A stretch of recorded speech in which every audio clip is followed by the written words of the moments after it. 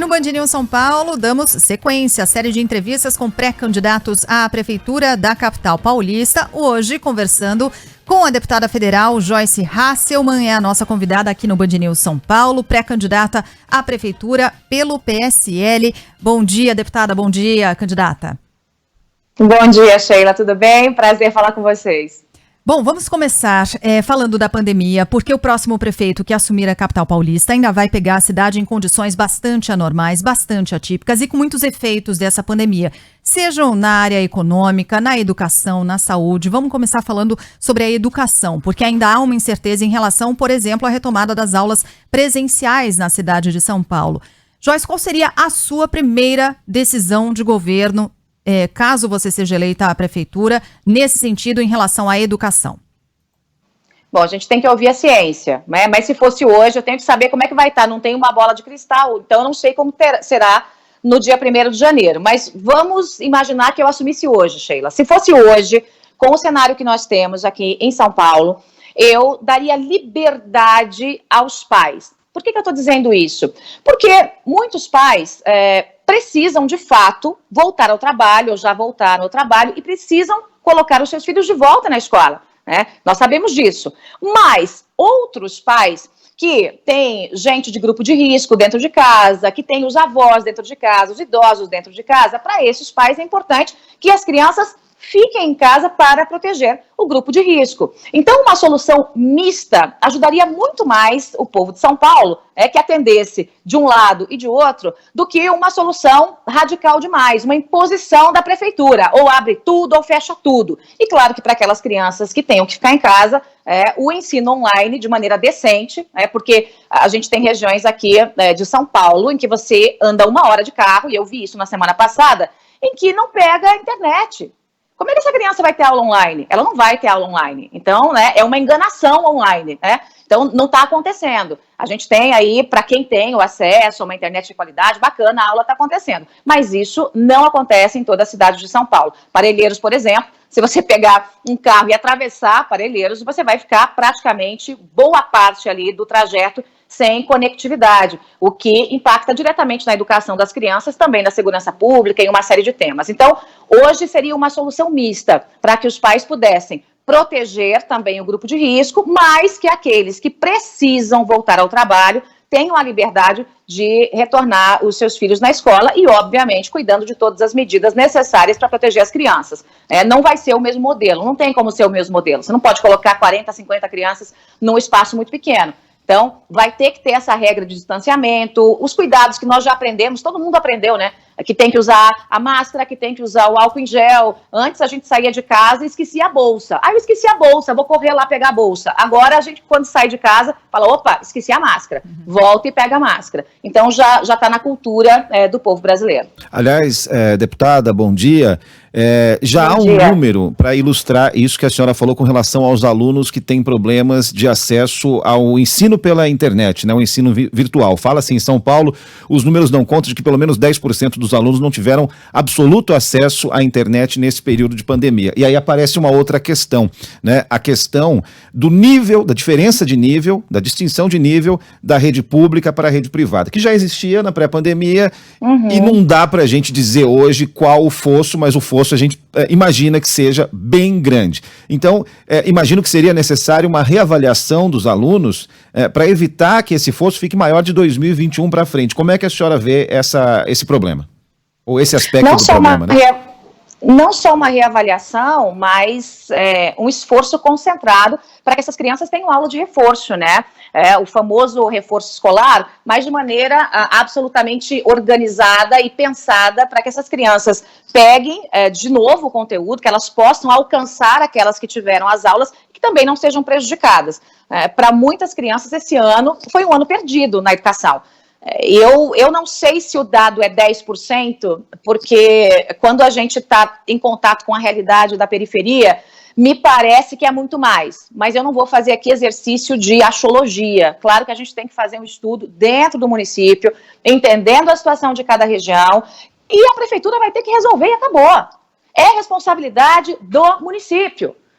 Nós vimos na pandemia que o que aconteceu é que a pandemia mostrou, escancarou as dificuldades da prefeitura, que não consegue resolver absolutamente coisa nenhuma. São Paulo, a prefeitura de São Paulo dorme, enquanto São Paulo é a cidade conhecida por não dormir, a cidade que nunca dorme.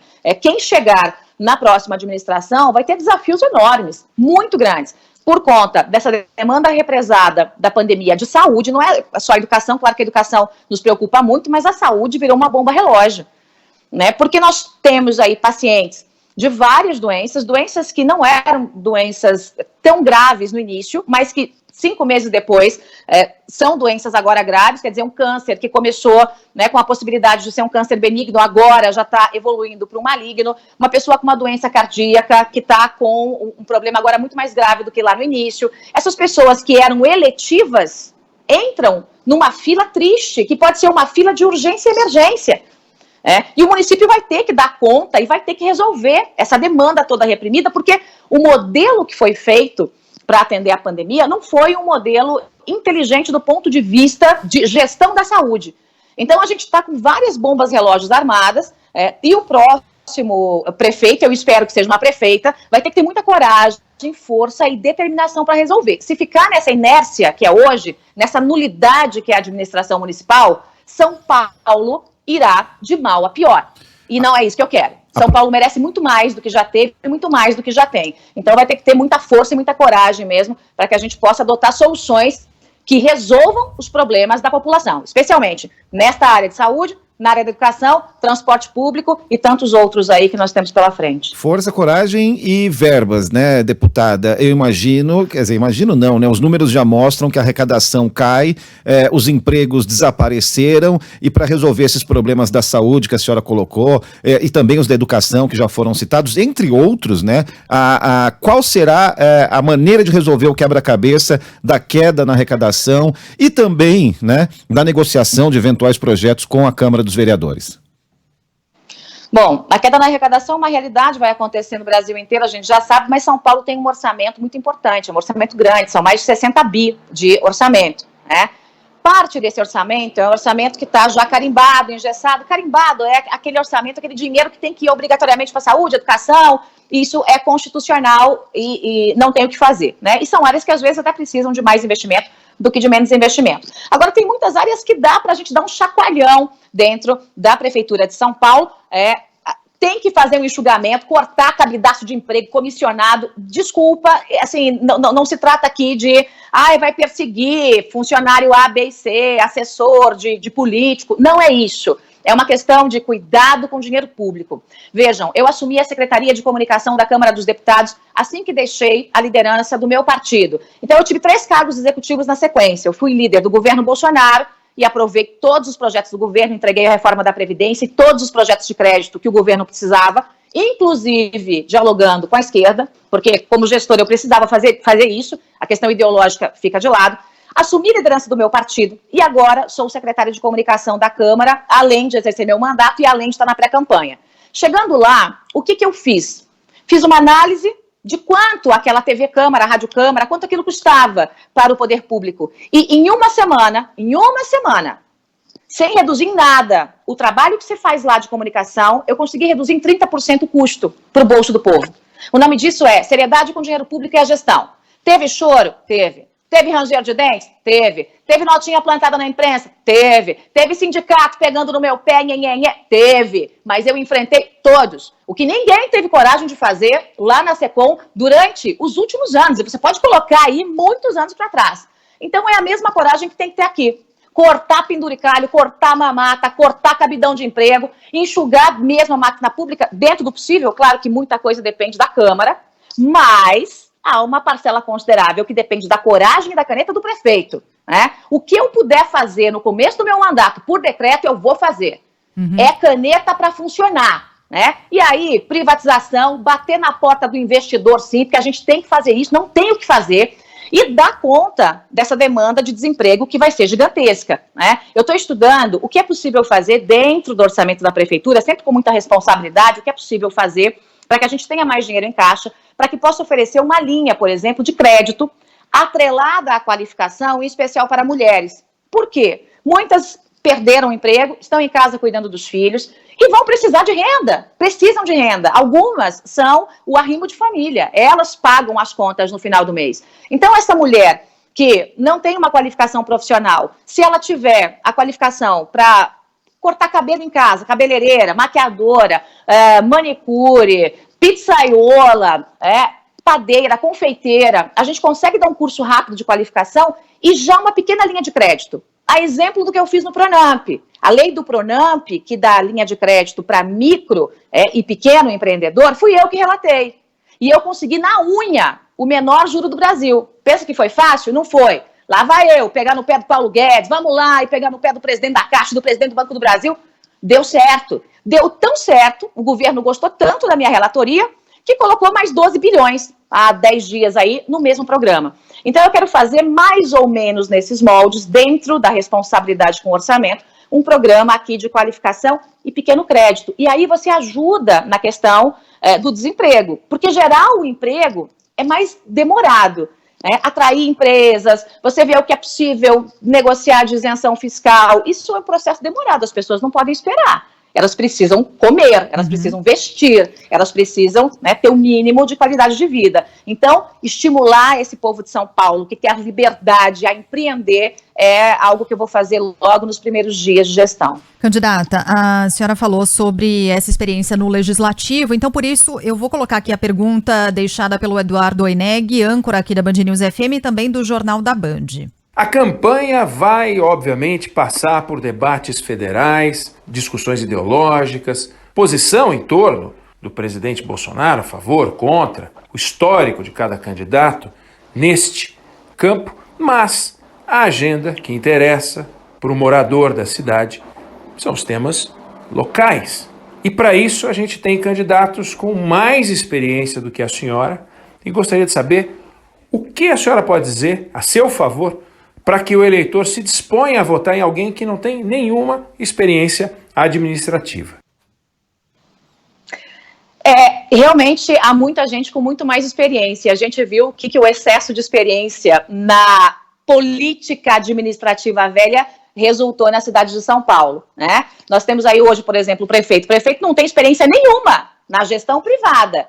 Sempre os empregos foram públicos, né? Sempre emprego público. E olha o que deu. A cidade foi abandonada, uma nulidade. Aí você pega o Haddad, né? Um prefeito que não fez praticamente nada, não gostava de trabalhar, não tinha vontade, coragem, energia. Então, essa experiência de gestão pública para fazer nada, eu não preciso. Obrigada. Não preciso, Oineg, né? Agora, eu tenho experiência de gestão na área privada. E é isso que São Paulo precisa. Meu primeiro emprego como gestora, que foi numa rádio, aliás, concorrente de vocês, porque depois eu fui para a Band News, né?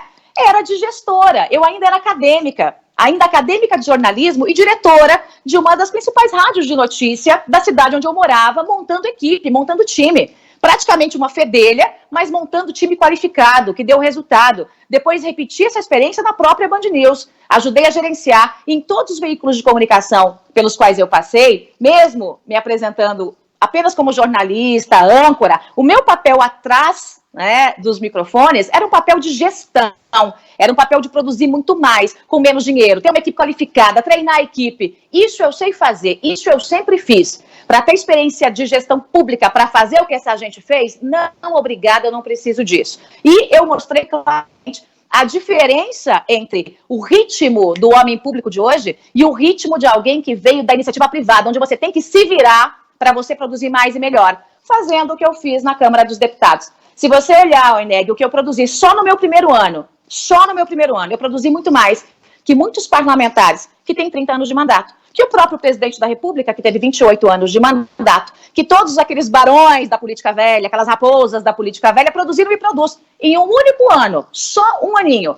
Então, pode ficar bem tranquilo que a minha experiência na gestão privada vai ajudar o setor público a ser mais eficiente. Candidata, já falamos aqui sobre saúde, sobre educação, também demos uma passada em economia. Vamos falar sobre mobilidade urbana, uma das grandes preocupações também, um dos grandes nós na cidade de São Paulo e com elementos mais recentes que passaram a compor um trânsito já bem pouco harmonioso da cidade, que são os entregadores, a explosão no número de entregadores por aplicativo, com moto, com bicicletas, inclusive. Qual deve ser a sua prioridade nesse sentido? E aí queria te ouvir pontualmente sobre 3 questões: motofaixa, sim ou não? Ciclovia, sim ou não? E velocidade nas marginais, aumentar ou diminuir? Vamos começar de trás para frente. Motofaixa, sim ou não? Acho uma ideia importante, mas é uma ideia que eu preciso discutir com mais intensidade no meu núcleo, que está discutindo mobilidade como um todo. Ciclofaixa, gosto, acho que tem que ter sim na cidade, acho bacana, mas tem que ter um levantamento de onde ela é necessária e mais necessária, onde nós precisamos ampliar essa malha e onde ela não serve para absolutamente nada. Eu vou te dar um exemplo, na frente da minha casa. Na frente da minha casa, tem lá uma ciclofaixa, né, uma ciclovia, né? Ela tá ali bonitinha, bacana e toma quase 1/3 do tamanho da via. É uma via pequena, não, uma via larga, é uma via de bairro, né? Só que se você ficar o dia inteiro, e ainda tem uma pirambeira, né? Tem uma pirambeira quando a pessoa tá ali de bicicletinha. Se você ficar o dia todo olhando da janela do meu apartamento, não passam 5 ciclistas. O dia todo. Mas atrapalha o trânsito. As pessoas ficam presas no trânsito porque 2 carros não conseguem ficar ao lado um do outro. Então fica uma fila indiana de carrinhos e aquele espaço, né, que seria usado pelo ciclista não é usado pelo ciclista. Então esse espaço não está fazendo diferença para o ciclista, mas está fazendo diferença para o motorista e para o trânsito, né? Então ele precisa ser retirado dali e nós precisamos colocar em outros lugares onde realmente possa dar mais mobilidade para as pessoas irem e virem, poder trabalhar de bicicleta, né, poderem trabalhar. Eu quero estimular muito esse tipo de transporte, não só, claro, para lazer, mas para as pessoas realmente se locomoverem. Agora, a questão central é a gente mudar realmente a cara do transporte coletivo aqui em São Paulo.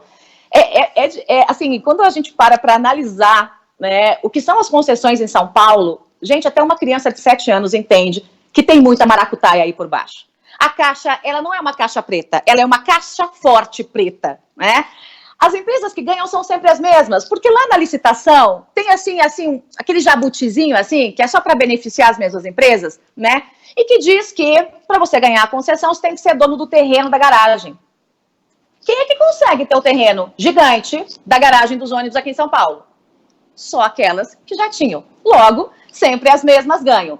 Aí o cidadão paga uma passagem gigantesca e vai à prefeitura todo ano e tira do bolso do imposto, né, do bolso do cidadão, mais 3 bi tanto, e mete 3 bilhões e tanto lá para subsidiar uma tarifa cara e um serviço ruim. Ah, peraí, alguma coisa está errada. Peraí.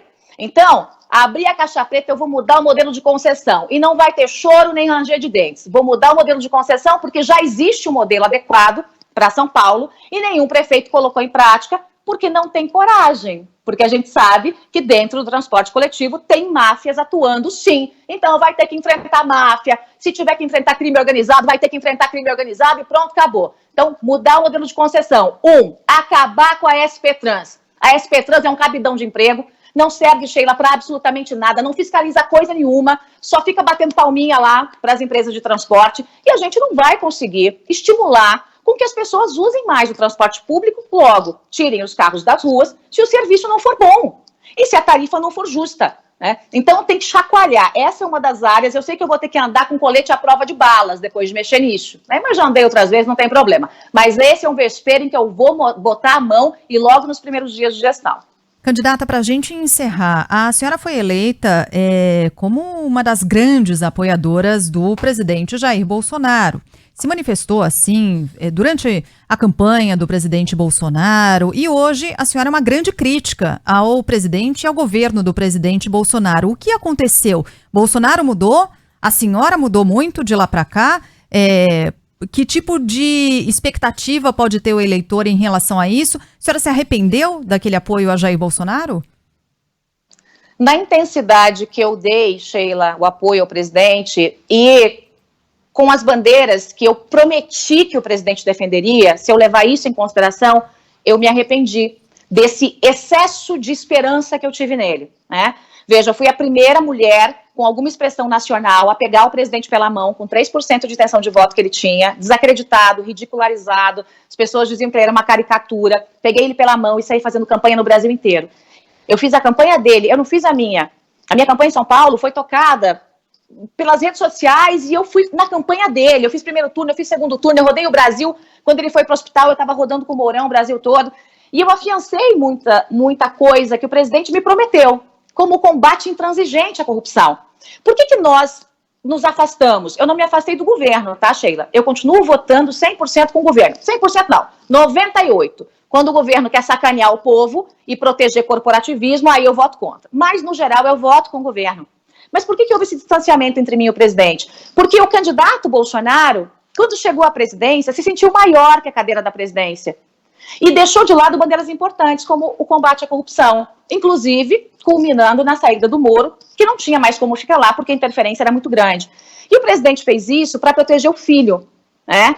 E eu não passo a mão em cabeça de bandido, Sheila. O meu histórico mostra isso e eu não vou passar, seja bandido da esquerda, da direita, do centro. Eu não quero saber. O presidente se abraçou com o Centrão.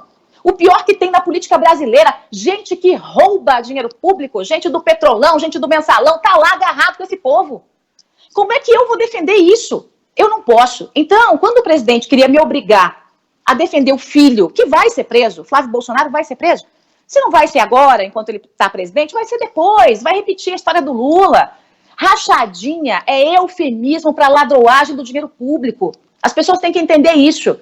Rachadinha é quase um apelido carinhoso para roubalheira, né? E as provas estão aí, gente, não tem o que fazer. Então, quando o presidente quis me obrigar a defender isso, eu espanei.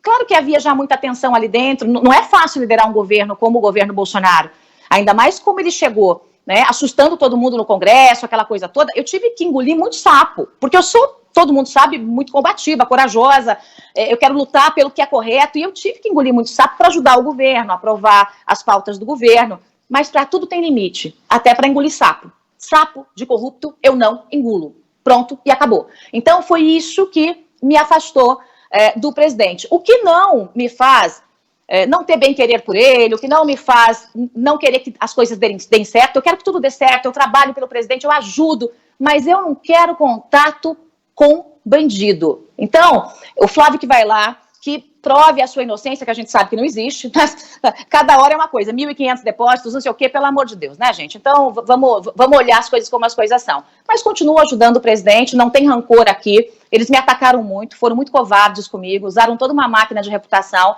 para espalhar mentiras, produzir dossiês falsos, fazer montagens. Eu fiquei doente quando eu saí do governo, doente de tão atacada que eu fui, mas eu me recuperei, tudo bem, tô aqui firme, forte e mais magra, meu bem. Então, a gente vai para cima aí e quando precisar bater na porta do presidente para discutir as questões de São Paulo, eu vou bater na porta do presidente, porque pela reforma da Previdência, Sheila, eu bati na porta de governador petista, eu bati lá na porta do Rui Costa, eu bati na porta lá de governador ligado ao PT, lá das regiões nortes, que são de outros partidos, mas ligado ao PT.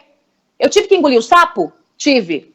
Doeu? Ah, doeu, porque foi um sapo do tamanho de um elefante. Mas eu fui lá, sentei e pedi ajuda para governadores que eu sei que não tem nada a ver comigo ideologicamente, que preferiam que eu não existisse na face dessa terra, mas eu precisava que esses governadores ajudassem com as bancadas dentro da Câmara dos Deputados. Tanto que eu consegui votos de gente do PDT, da esquerda, e do PSB, da esquerda. Cheguei a ganhar uma aposta de um dos líderes de um partido de esquerda, porque ele falou, você não vai conseguir voto do meu partido. Eu falei, eu vou conseguir voto e ainda ganhei uma garrafa de vinho, de lambuja, né?